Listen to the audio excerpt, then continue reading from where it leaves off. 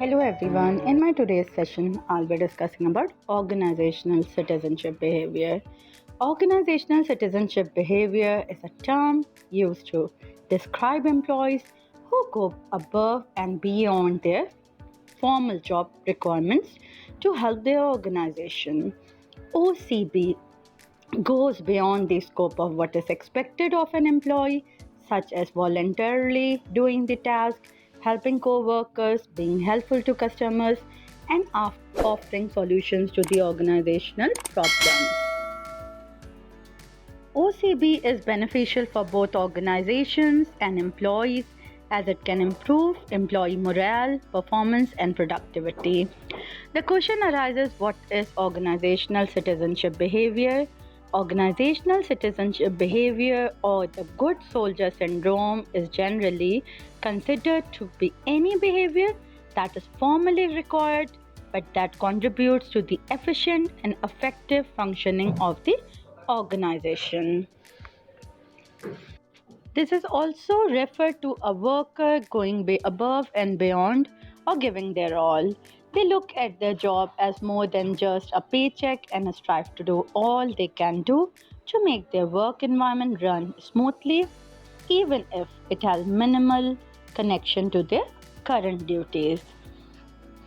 Let's have a look at what is the difference between performance and organization citizenship behavior. Organizational citizenship behavior is the term that refers to any voluntary behavior that goes beyond what is expected from an individual employee. It can include altruistic behavior, helping colleagues, taking an extra task, and organizational loyalty. Organizational citizenship behavior is a critical part of successful organizations. OCB can help organizations to increase their productivity, to improve the morale of the employees, to foster cooperation between co-workers, and to create a positive learning environment that can lead to the high rate of retention. What are the upsides to organizational citizenship? A sense of purpose, feeling in control, renewed a sense of vigor. Basically, these are the core things which we are considering. The first one is sense of purpose. Workers feel more significant sense of purpose and work meaningfulness. Feeling in control refers to organizational citizenship behaviors as this allows the employees to feel that they have greater control over the work they do and how they do. Workers get the opportunity to decide what they want to put more time into and how they want to accomplish it. Thirdly, a renewed sense of vigor is basically when employees feel they are doing good for others or think that they are engaging in work that means something. It prevents feeling at burnout. Employees can become re-energized and have a new sense of purpose so that they can continue to do work that furthers company goals. The fourth one is that clear up role ambiguity. If a job has not been defined by supervisors, leaders can use this opportunity to make the employee position fit with the organizational goals and add in elements that encourage the organization citizenship behavior. Engage early career workers. The same study also showed that the workers who did not have a lot of work experience but had high amount of intelligence were open to jumping into organizational citizenship behavior. They were not set in their ways and were looking for the ways to become engaged in the organization. Encouraging them to get involved in other ways that promotes OCB is a good idea. Are citizenship behaviors always beneficial to the company? The first is that the employee must miss out on the behaviors. Many times employees engage in actions that are the duties that are not always witnessed by influences or the leaders making decisions. The other issue is that the greater emphasis on the organization behavior can cause employees to experience job related stress and work life balance issues as well. What are the dimensions of organization citizenship behavior? The first dimension is loyalty. Organization loyalty also plays a very significant role. Then comes initiative. Initiative is an intention of an individual who take care of independent actions that benefit the organization. It involves taking risks, being creative, and using one's own resources and capabilities to make something happen, as well as proactively providing constructive ideas, feedbacks, and suggestions. Then comes sportsmanship, remaining a positive and supportive attitude despite setbacks. Sportsmanship involves taking responsibility for mistakes and maintaining a positive attitude in challenging situations. Sportsmanship also involves being supportive and encouraging to those around you. For example, an employee decides to stay in good spirits even when something goes not in their way, or when something that creates a considerable amount of annoyance or frustration in a regular business settings. This could be exemplified by a worker refraining from complaining or gossiping around a rejected project proposal.